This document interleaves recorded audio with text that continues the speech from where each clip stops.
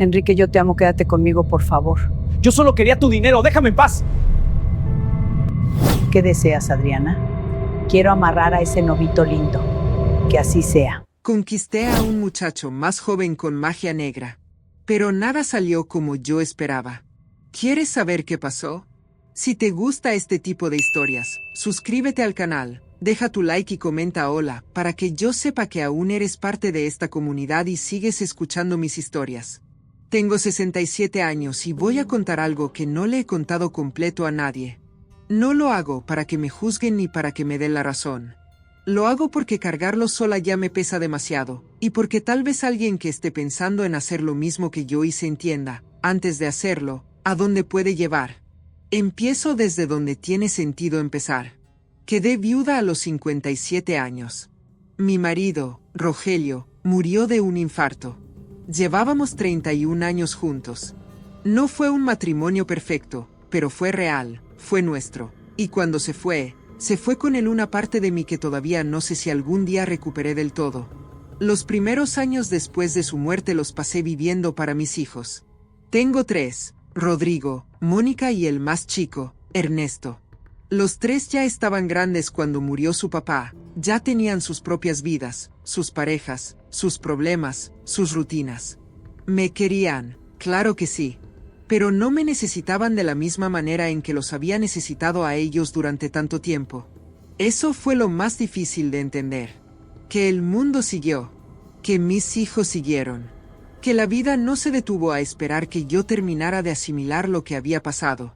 Siguieron naciendo nietos, siguieron llegando cumpleaños, siguieron las Navidades y las Semanas Santas y los domingos en familia. Y yo estaba ahí, presente en todo, pero sintiéndome cada vez más como alguien que ocupa un lugar en la mesa sin que nadie sepa bien para qué. No me malentiendan. Mis hijos son buenos. Nunca me faltó nada material. Siempre me incluyeron, siempre me llamaron, siempre me visitaron. Pero hay una diferencia enorme entre ser querida y ser necesaria. Y yo, después de décadas de ser las dos cosas al mismo tiempo, de repente solo era una. Y esa mitad que faltaba me dolía de una forma que no sabía cómo explicarle a nadie sin parecer ingrata. Así llegué a los 60 años. Sintiéndome sana todavía, con energía, con ganas de algo que no sabía nombrar.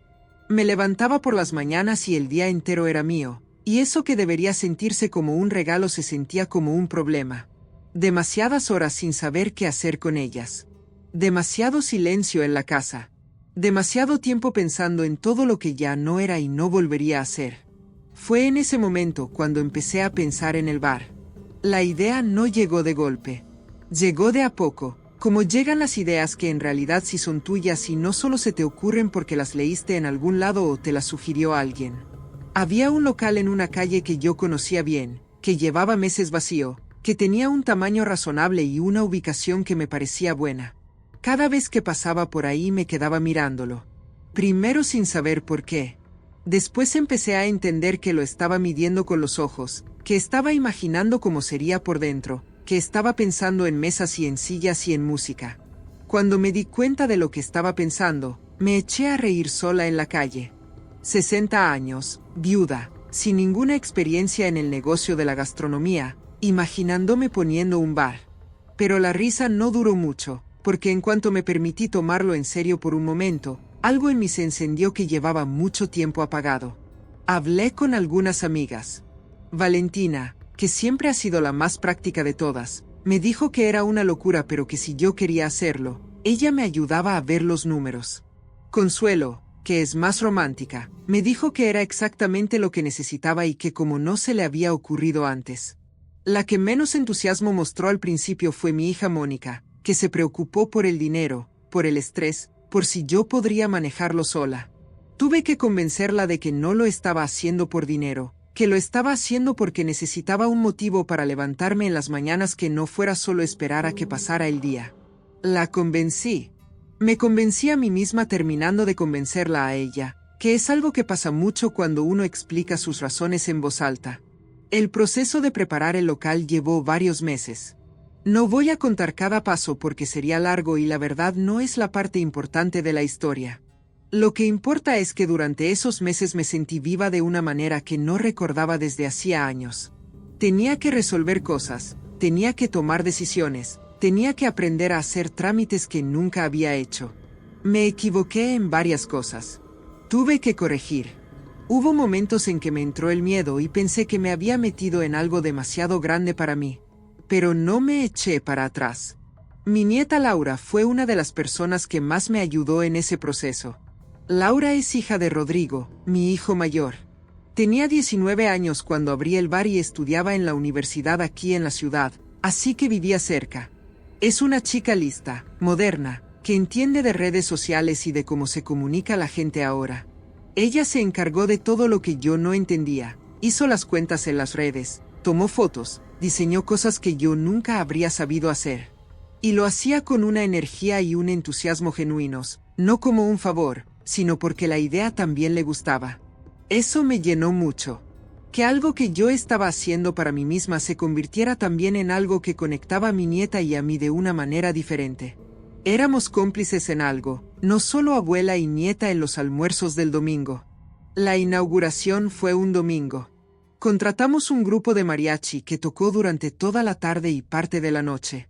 Preparé botanas, bebidas, todo lo que se me ocurrió que podía gustar. Llegó mucha gente, más de la que esperaba. Vinieron amigas, conocidas, gente del barrio, familiares, y también muchos jóvenes que Laura había invitado por las redes.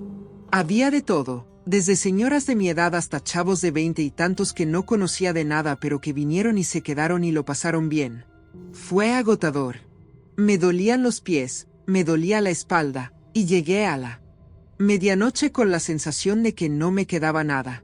Pero también llegué a la medianoche sabiendo con certeza que había hecho algo bien. Que ese lugar era mío y que lo que pasaba adentro pasaba porque yo lo había decidido, lo había construido, lo había sacado adelante. Esa noche dormí de un tirón por primera vez en mucho tiempo. Los siguientes meses fueron de aprendizaje. Aprendí que un negocio no es solo la emoción del primer día. Aprendí que hay semanas buenas y semanas malas, que los proveedores a veces fallan, que el personal a veces falla, que los clientes no siempre se comportan como uno quisiera. Pero aprendí también que era capaz de manejar todo eso, que tenía más aguante y más capacidad de lo que yo misma había creído. El bar encontró su ritmo. Las noches de música en vivo eran las más concurridas. Me volví conocida en el barrio como la señora del bar, y eso que antes me habría parecido una descripción sin gracia, a mí me gustaba. Me gustaba tener un lugar, un rol, una razón para estar en el mundo más allá de ser madre y abuela. Pasaron 6 meses así. Buenos meses, en general. Meses en que me fui convirtiendo poco a poco en alguien que no sabía qué podía ser. Y entonces llegó Enrique. Fue una noche sin nada especial. No era noche de música, no había evento. Era un martes o un miércoles, de esos días tranquilos en que el bar no se llena pero tampoco se queda vacío del todo, en que uno puede hablar con los clientes sin apuro y la noche se siente más larga y más suave. Laura apareció con un grupo de amigos. Eso pasaba seguido, ella traía gente, la gente le tomaba cariño al lugar, algunos volvían solos o con otros amigos. Era bueno para el negocio y era bueno para mí porque me gustaba conocer a los amigos de mi nieta, ver qué clase de gente la rodeaba. Esa noche llegaron 4 o 5. No recuerdo bien a todos. Recuerdo a Enrique. Tenía unos 28 años. Era alto, bien parecido, con algo en la manera de moverse que llamaba la atención sin que él pareciera saber que la llamaba. O si lo sabía, no lo usaba de una manera que se sintiera calculada. Se presentó, me dio la mano, me dijo que Laura le había hablado mucho del bar y que por fin había podido venir. Hablaba con facilidad, sin nervios, con esa seguridad que tienen algunas personas jóvenes que no viene de la arrogancia sino de algo más tranquilo, más genuino. Me pidió una tequila. Le serví yo misma, cosa que no hacía siempre, y me quedé un momento conversando con él en la barra. Me preguntó cómo se me había ocurrido la idea del bar, cuánto tiempo llevaba abierto, si me gustaba el trabajo. Eran preguntas normales, de las que hace cualquiera cuando quiere ser amable, pero él las hacía mirando a los ojos, escuchando de verdad la respuesta, sin el gesto distraído de quien pregunta por quedar bien y ya está pensando en otra cosa. No voy a exagerar lo que sentí esa noche. No fue un flechazo de película, no fue algo que me derribara. Fue algo más sutil y, a la larga, más peligroso que eso. Fue que ese hombre me hizo sentir vista. No como la abuela de Laura, no como la señora del bar, no como una señora de 60 años que había enviudado y había abierto un negocio para no aburrirse. Me hizo sentir vista como persona, como mujer, como alguien que tenía cosas interesantes que decir y que valía la pena escuchar. No sé cuánto tiempo estuvimos hablando esa primera noche. No fue toda la noche, tampoco fue solo un minuto. Fue el tiempo suficiente para que cuando él se fuera con el grupo, yo me quedara con algo en la cabeza que no lograba sacudir. Antes de irse, me dijo que quería volver en una noche de música en vivo. Le dije que los jueves tocaban. Me dijo que tenía que trabajar los jueves, pero que en cuanto pudiera venía. Le dije que lo esperaba. Y le hice prometer que sí vendría. No sé por qué le hice prometer eso. Salió solo, como salen las cosas cuando uno no las piensa demasiado. Él sonrió y prometió. Y se fue. Esa noche, cuando cerré el bar y me quedé sola recogiendo, me di cuenta de que había estado pensando en él intermitentemente desde que se había sentado en la barra. No de una manera escandalosa, no con una intensidad que me alarmara. Solo esa presencia leve de alguien que ocupa un rincón de la mente sin que uno lo haya invitado. Los días siguientes, en algún momento, busqué la manera de preguntarle a Laura sobre él.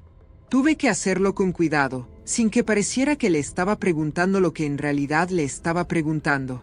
Le pregunté si el chico que se llamaba Enrique era novio de alguna de sus amigas. Ella dijo que no, que eran amigos desde la prepa, que andaba solo. Me dijo eso y siguió hablando de otra cosa, sin darle ninguna importancia. Yo me quedé callada con esa información. Que andaba solo. No hice nada con eso. No en ese momento. Pero la información se quedó ahí, guardada, en ese mismo rincón donde él ya estaba ocupando espacio desde la noche que había llegado al bar. Pasaron algunas semanas antes de que Enrique volviera.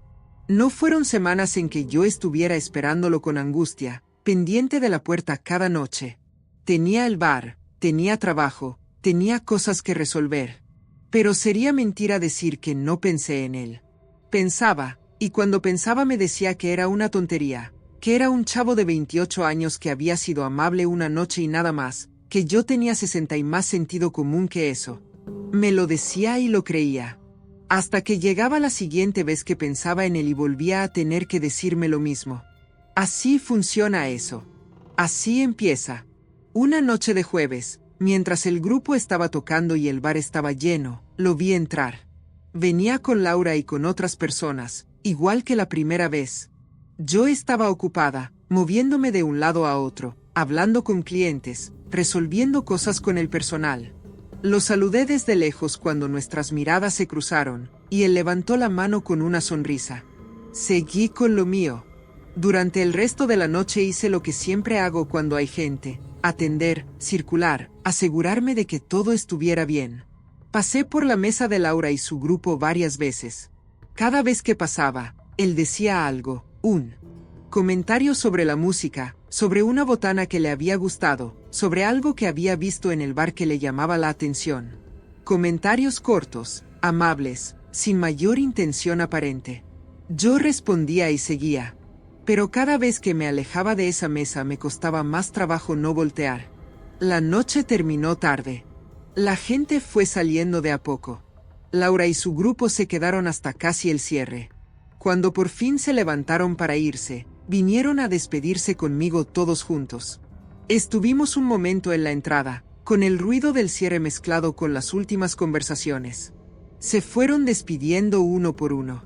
Laura me dio un beso, me dijo que nos veíamos pronto, y salió con el grupo. Yo entré de nuevo al bar y me puse a recoger con los muchachos que trabajaban conmigo esa noche. Apagamos algunas luces, empezamos a acomodar sillas, a limpiar las mesas. Estábamos en eso cuando escuché que tocaban la puerta de metal desde afuera. Fui a ver. Era Enrique. Había olvidado su celular. Me lo dijo así, directo, sin rodeos, con esa misma manera tranquila que tenía de decir las cosas. Levanté la puerta, Entré con él. Encontramos el celular sobre la barra exactamente donde él decía que lo había dejado. Le pregunté por qué no había entrado a buscarlo antes de irse, y me dijo que no se había dado cuenta hasta que ya estaban afuera y que cuando fue a decirle a los demás que tenía que regresar, ya todos habían empezado a caminar y al final se separaron y regresó solo. Le ofrecí una tequila. Lo dije sin pensarlo mucho, más por costumbre que por otra cosa. Me dijo que sí. Serví 2, una para cada uno, y nos quedamos un momento en la barra mientras mis empleados seguían recogiendo al fondo del lugar. Hablamos. No recuerdo exactamente de qué, no de cosas importantes. De la noche, de la música que había tocado el grupo, de algo que él tenía pendiente al día siguiente.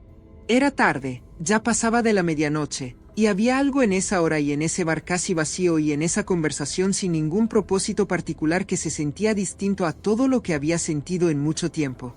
Cuando terminamos las tequilas, me dijo que se le había hecho tarde y que tenía que irse, pero que había dejado el carro de un amigo porque habían venido varios en el mismo vehículo y ese amigo ya se había ido. Me lo dijo sin pedirme nada, solo explicando la situación. Yo le ofrecí llevarlo.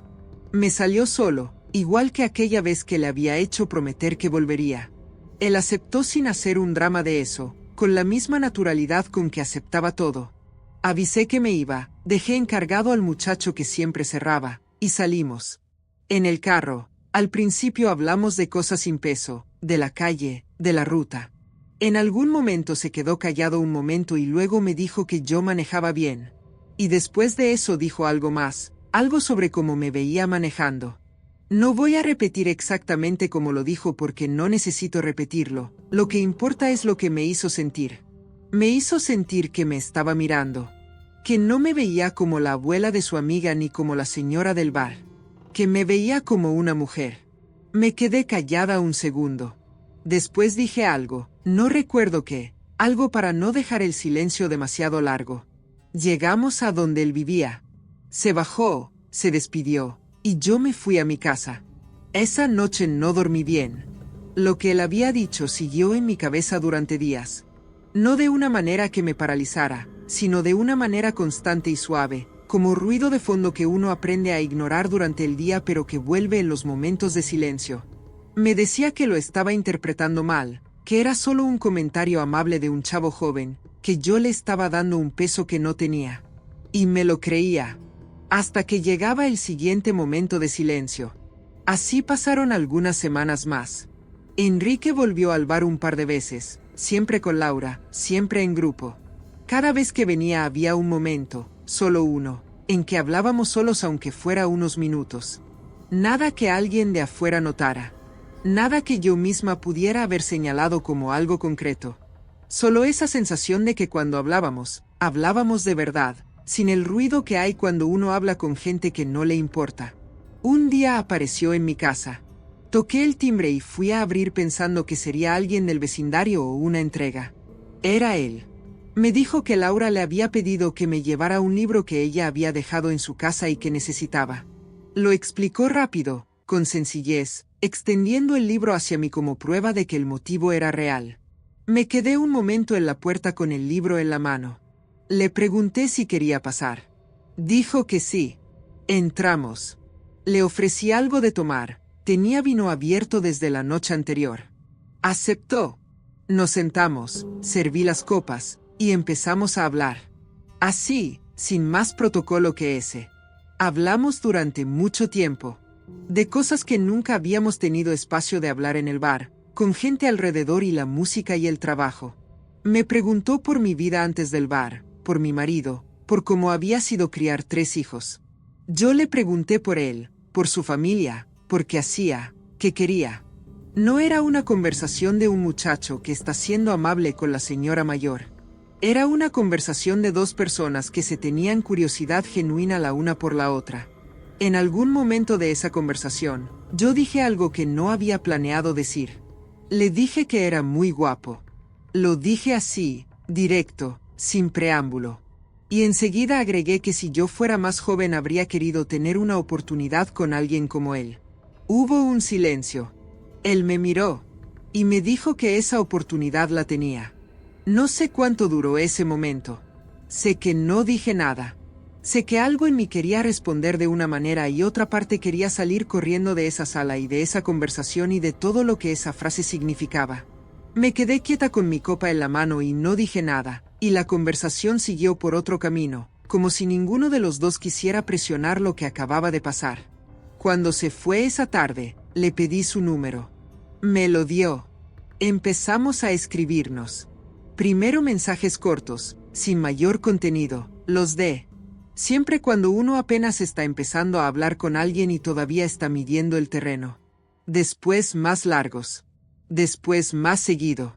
Había noches en que me quedaba dormida con el celular en la mano porque habíamos estado escribiéndonos hasta tarde y sin darme cuenta se me habían ido las horas. Yo sabía lo que estaba pasando. No me estaba engañando sobre eso. Sabía que me estaba acercando a algo que no había planeado, que no era lo que la gente esperaría de mí, que iba a ser complicado. Pero también sabía que hacía mucho tiempo, demasiado tiempo, que nada me había hecho sentir así. Y eso pesaba. Pesaba mucho más de lo que yo misma esperaba que pesara. Un día lo invité a venir al bar, noche cerrada, solo nosotros. Le dije que quería cenar con él tranquilo. Aceptó sin hacerse del rogar. Esa noche llegó puntual. Ya estaba cerrado para el público, solo quedaba uno de mis empleados que luego se fue. Puse música baja, saqué comida que había preparado, abrí una botella buena. Nos sentamos y estuvimos ahí durante horas, comiendo, bebiendo, hablando de todo y de nada, riendo de cosas que ya no recuerdo pero que en ese momento me parecieron las más graciosas del mundo. No sé en qué momento exacto nos besamos. Sé que pasó de una manera que no se sintió brusca ni inesperada, aunque yo no lo hubiera podido predecir con exactitud.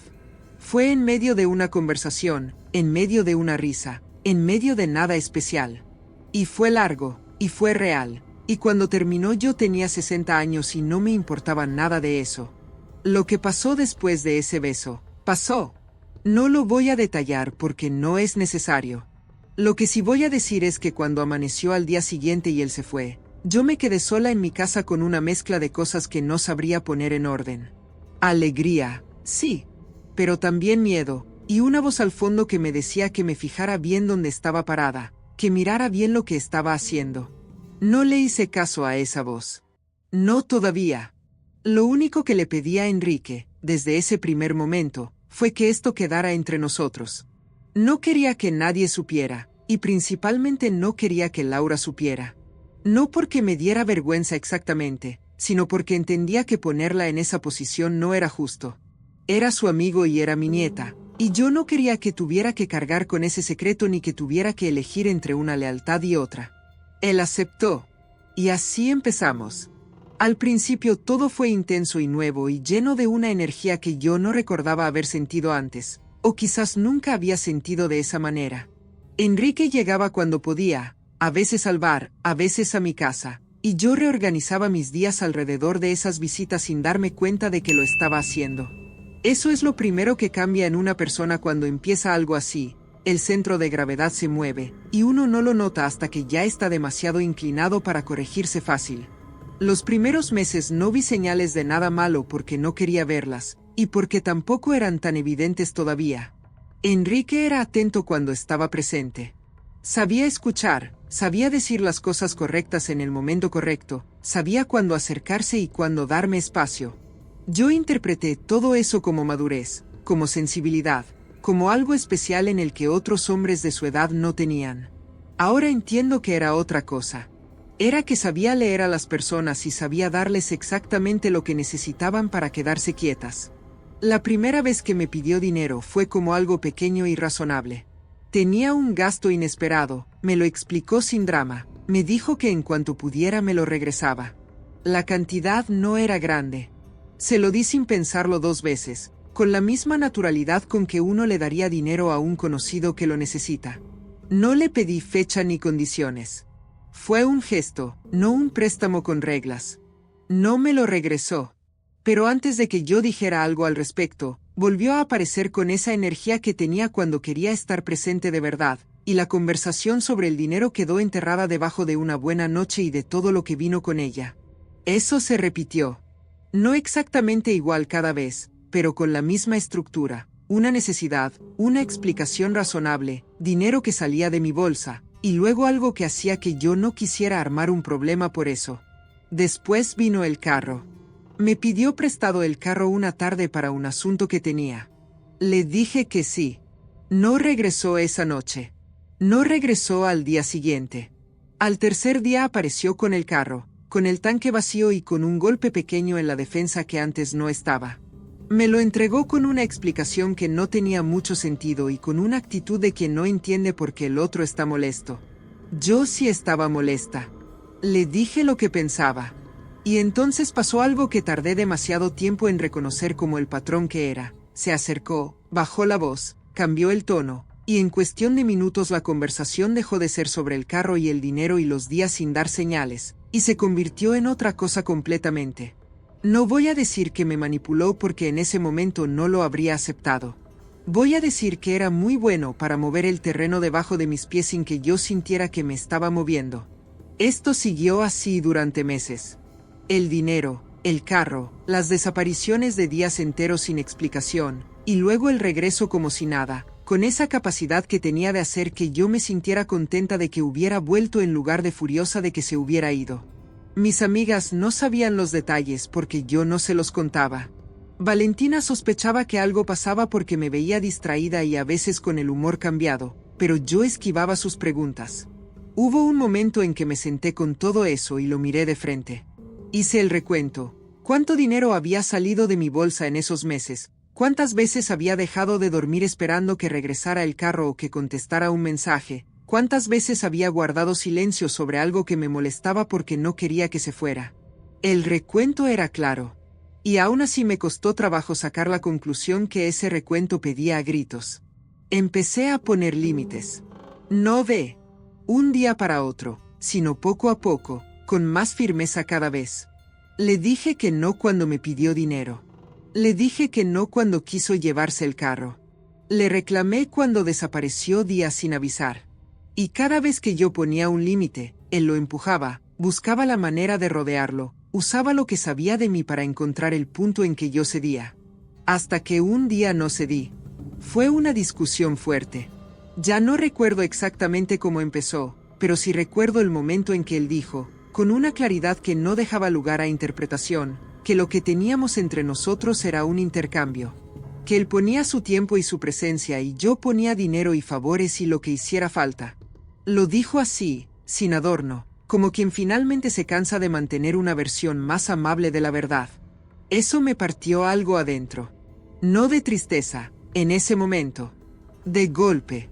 Como cuando uno se cae y lo primero que siente no es dolor sino el impacto, la sorpresa de estar en el suelo. Le dije que se fuera. Que no quería volver a verlo. Que se acababa todo.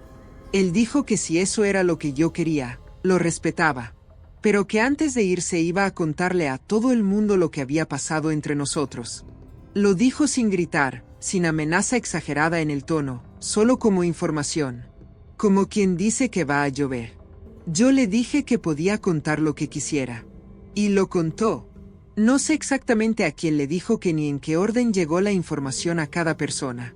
Lo que sé es que en pocos días varias personas en mi círculo sabían que yo había tenido algo con un hombre de 28 años.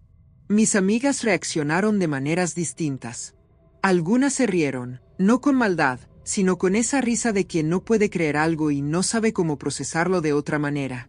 Otras me preguntaron directo, querían entender. Ninguna me juzgó tan duramente como yo misma ya me había juzgado. Laura fue diferente. Cuando se enteró me buscó. Estuvo callada un momento largo antes de decir algo. Después me dijo que al principio le había dolido, que se había sentido en medio de algo en lo que no había pedido estar. Pero también me dijo que entendía que los dos éramos adultos y que no era su lugar decidir sobre la vida de ninguno de los dos. Nos quedamos en paz, aunque las cosas entre nosotras tardaron un tiempo en volver a sentirse normales del todo. Yo pensé que con eso se cerraba. Que había sido una experiencia mala de la que había salido con daños controlables, que podía seguir adelante y punto. El bar seguía, mi vida seguía, y Enrique ya no estaba en ninguna de las dos. Pero los meses que siguieron fueron más difíciles de lo que esperaba. No lo extrañaba de la manera en que uno extraña a alguien que fue bueno con uno. Lo extrañaba de una manera que no tenía mucho que ver con él, sino con lo que yo había sentido mientras estaba. La sensación de ser vista, de importarle a alguien de esa manera particular, de tener a alguien que llegaba y que hacía que el día fuera distinto. Eso es lo que extrañaba, y la diferencia entre extrañar a una persona y extrañar lo que esa persona te hacía sentir es importante, aunque en ese momento yo no la veía con esa claridad. Le mandaba mensajes. Algunos los contestaba, la mayoría no. Cuando contestaba era con respuestas cortas que no llevaban a ningún lado. Intenté verlo un par de veces, me ignoró. Y cada vez que me ignoraba, en lugar de entender que era la señal más clara posible, yo sentía que tenía que intentar de otra manera, que faltaba algo que yo no estaba haciendo bien. Fue en ese estado en que Valentina me habló de la magista. No fue una conversación planeada. Estábamos juntas una tarde, yo estaba más callada de lo normal, y ella me preguntó directamente qué me pasaba. Le conté más de lo que había contado antes. Le conté que no podía dejar de pensar en Enrique, que lo extrañaba aunque sabía que no debía, que había intentado hablar con él y que él me ignoraba. Valentina me escuchó sin interrumpir. Y cuando terminé de hablar, me preguntó una sola cosa, si yo lo quería de verdad, si me lo imaginaba conmigo de manera permanente. No lo pensé mucho. Le dije que sí. Entonces me dijo que conocía a alguien que podía ayudar. Una mujer que hacía trabajos, que tenía fama en la ciudad de ser efectiva, que había ayudado a gente que Valentina conocía directamente. Me lo dijo con la seriedad con que se dice algo que uno cree de verdad. Yo la conocía de toda la vida, no era una persona que se dejara llevar por cualquier cosa. Si ella lo decía, algo tenía de real. Fui con ella.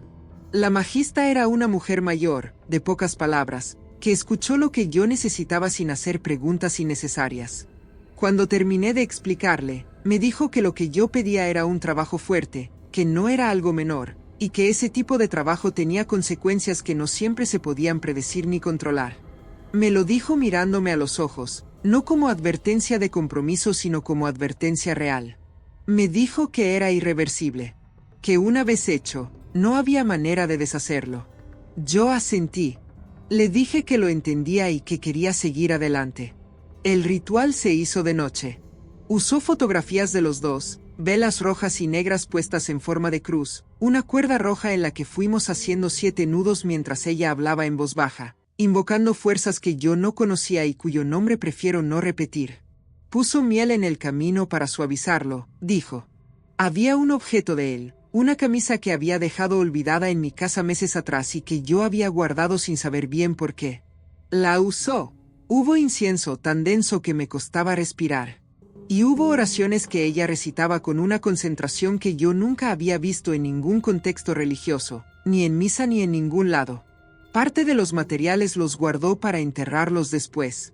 Me dijo que iría a un cementerio a medianoche a completar el trabajo, para sellar lo que habíamos empezado. Que a partir de ese momento el proceso estaba en marcha y que yo no debía hacer nada, solo esperar. Salí de ahí con un silencio adentro que no sabía cómo nombrar. No era paz. Era algo más. Pesado que eso, algo que se sentía como haber cruzado una línea sin poder recordar exactamente en qué momento los pies habían pasado al otro lado. Manejé a mi casa sola. No hablé con nadie esa noche. Me acosté y me quedé mirando el techo hasta que se hizo de día. Pasaron 6 meses después de esa noche. No voy a decir que fueron 6 meses tranquilos, porque no lo fueron. Fueron meses en que yo seguía con mi vida hacia afuera, el bar, las amigas, la familia, pero cargando por dentro algo que no le había contado a nadie excepto a Valentina. Algo que a veces se sentía como esperanza y a veces se sentía como vergüenza, dependiendo de la hora del día y del estado en que amaneciera. No hubo señales de que algo estuviera pasando. Enrique no apareció, no mandó mensajes, no dio ninguna señal de existir. Yo empecé a pensar que no había funcionado, o que yo había sido una tonta 2 veces, primero con él, y luego pagándole a alguien para que me lo regresara. Empecé a hacer las paces con esa posibilidad. A decirme que era mejor así, que había sido una lección cara pero necesaria, que podía seguir adelante. Y entonces tocaron mi puerta. Era Enrique. Tenía un aspecto diferente al de la última vez que lo había visto. Más delgado, más cansado, con algo en los ojos que antes no estaba. Me dijo que estaba pasando por un momento muy difícil, que tenía una deuda que no podía pagar, que no sabía a quién más acudir. Me lo dijo parado en la entrada, sin intentar entrar, sin el aplomo de antes. Parecía genuinamente desesperado. Le presté el dinero. No porque hubiera olvidado todo lo que había pasado, sino porque lo vi así y no pude decirle que no.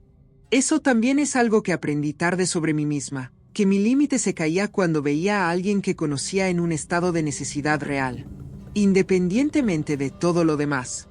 Se fue. Pensé que no volvería. Volvió 3 días después, sin pretexto de dinero esta vez. Llegó diciendo que había pensado mucho, que me extrañaba, que había cometido errores graves conmigo y que lo sabía. No hizo un drama de eso, no exageró. Lo dijo con una sencillez que me resultó más convincente que cualquier discurso elaborado habría sido. Nos sentamos a hablar. Y esa noche se quedó. Así volvimos. Los primeros meses del regreso tuvieron momentos que me hicieron creer que algo había cambiado en él. Estaba más presente, más atento, menos desaparecido. Yo le regalé una alianza, algo sencillo, como símbolo de que lo que teníamos era real y que los dos lo reconocíamos como tal. Él la usó. Hubo semanas en que todo se sentía estable, en que yo me levantaba por las mañanas sin la angustia de antes y pensaba que quizás sí había valido la pena todo el camino que había recorrido para llegar a ese punto. Pero fue pasando el tiempo y fui viendo cosas que al principio interpreté como rachas malas y después no pude seguir interpretando como otra cosa que lo que eran. Empezó a tomar más. No en el bar, no en público, sino solo, en mi casa, de manera que al principio parecía normal y después ya no. Llegaba con aliento a alcohol en horas que no tenían sentido, o yo encontraba botellas vacías en lugares donde no deberían estar. Cuando le decía algo, lo minimizaba, decía que era el estrés, que estaba pasando por un momento, que se le iba a pasar. No se le pasó. Fue aumentando de una manera que yo veía claramente pero que él no reconocía o no quería reconocer. Y con el alcohol vinieron otras cosas.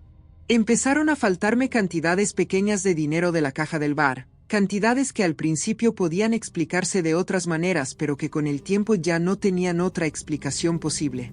Desaparecieron cosas de mi casa, objetos que yo notaba que no estaban y cuya ausencia él explicaba con historias que no cerraban. Lo confronté. Varias veces, de maneras distintas, con más calma unas veces y con más furia otras. Las conversaciones terminaban siempre en el mismo lugar, él prometía, las cosas mejoraban unos días, y después volvían a donde estaban o a un lugar peor. Las traiciones tampoco tardaron. Me enteré de maneras distintas en momentos distintos. No voy a detallar cada una porque no es necesario y porque recordarlas no me hace bien. Lo que sí voy a decir es que cada vez que me enteraba de algo, una parte de mí todavía buscaba la manera de explicarlo, de encontrar el ángulo desde el cual no fuera lo que era. Tardé demasiado en dejar de buscar ese ángulo. Mis amigas veían lo que pasaba aunque yo no les contara todo. Valentina fue la más directa, como siempre. Me dijo un día que lo que ella veía desde afuera era a una mujer que había construido algo propio con mucho esfuerzo y que lo estaba dejando deteriorarse por alguien que no le estaba dando nada bueno a cambio. No me lo dijo con crueldad. Me lo dijo con la franqueza de quien lleva mucho tiempo callando algo y decide que ya no puede seguir callándolo. Yo la escuché. Y tardé todavía un tiempo más en hacer lo que tenía que hacer. El momento en que decidí terminar con todo no fue dramático. No hubo una última pelea enorme ni un evento que lo detonara de manera definitiva. Fue un día ordinario en que me levanté y simplemente ya no tenía energía para continuar. No enojo, no dolor agudo, solo un cansancio profundo y la certeza de que si no me movía yo, nada iba a cambiar por sí solo. Le dije a Enrique que se fuera. Esta vez sin portazo, sin gritos, sin amenazas de ningún lado. Solo que se fuera y que no volviera. Él discutió un poco, después no. Recogió lo poco que tenía en mi casa y se fue. Poco después me mudé de ciudad. No solo por él, aunque él era parte de la razón. Me mudé porque necesitaba empezar en un lugar donde no hubiera capas de historia en cada esquina, donde pudiera ser solo quien era ahora y no quien había sido en todos esos años. Dejé el bar en manos de una persona de confianza, arreglé mis cosas, y me fui. Tiempo después me llegaron noticias de Enrique a través de personas que todavía tenían contacto con gente de allá. Lo que escuché no era bueno. Que había seguido cayendo, que el alcohol lo había consumido, que había perdido todo lo que tenía y que vivía en la calle. No lo pude verificar directamente y no busqué hacerlo. Pero tampoco tuve razones para dudar de lo que me decían. Cuando escuché eso no sentí satisfacción ni alivio. Sentí algo más parecido al peso. Porque independientemente de todo lo que él había hecho, independientemente del daño que me había causado, yo había participado en algo que pedía fuerzas que no debía haber invocado, y la magista había sido muy clara en que eso tenía consecuencias para los dos. No solo para él, para los dos. Mi vida después de moverme tardó en encontrar su ritmo, pero lo encontró. Tengo mis hijos, tengo a Laura, que con el tiempo volvió a ser mi cómplice como antes. Tengo amigas nuevas en el lugar donde vivo ahora. Tengo días buenos y días en que el peso de lo que pasó se siente más presente que otros. Lo que no tengo es la posibilidad de deshacer nada de lo que hice. Y eso es algo con lo que vivo todos los días, no como castigo que me impongo a mí misma, sino como la realidad simple de que las decisiones que uno toma tienen consecuencias que no siempre se pueden anticipar y que no siempre se pueden revertir. Eso es todo lo que tengo para contar. ¿Te gustó la historia? Quédate aquí, porque en tu pantalla final te dejaré otros videos muy interesantes para que sigas escuchando más relatos como este. Solo tienes que hacer clic. Y no te olvides, suscríbete al canal, deja tu like y comenta si te gustó la historia de Adriana.